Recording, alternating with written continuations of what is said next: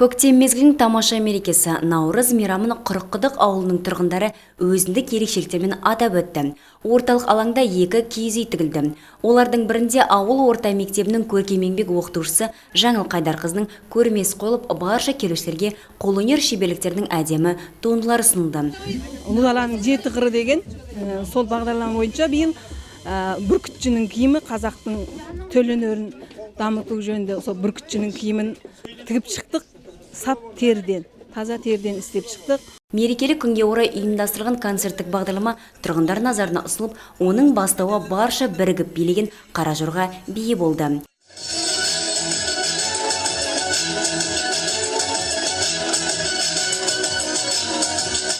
Содан кейін барша желестерін құттықтап, ауыл әкімі Дулат Жахин ізгі тілектерін білдірді. Жүрек жарды сөздерін ауыл мектебінің директоры Татьяна Ахметвалиева жеткізді. Бат айтылып, құттықтау тілектерде жолданып жатты. Бұл күні жиылған жұртшылыққа мерекелік көңіл күйді жергілікті ауыл өнерпаздар ұсынып, мерейлі күннің сәнін келтірді.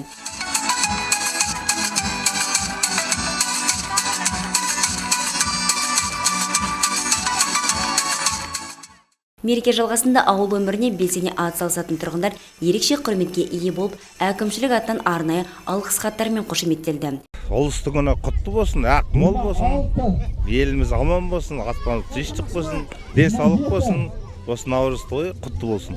Осы неше жылдан бері жақсы тойланып жатыр, жылдан жылға. Осы енді тойлана берсін, ел жұртымызға ынтымақ бірлік әкелсін, амандық болсын, ел жұртымыз тыныш болсын.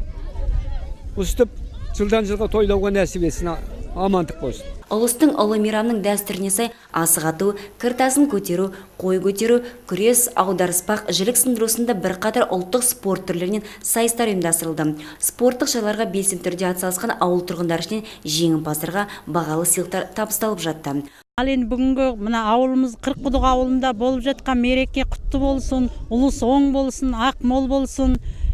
Үлкен сайыстар болып жатыр. Осыған қатысып жатқан балалардың қадамы құтты болсын, жылдан жылға осы үлкен мейрамдарға жете берейік. Биылғы жылымыз құт береке әкелсін, отанымыз тыныш болсын.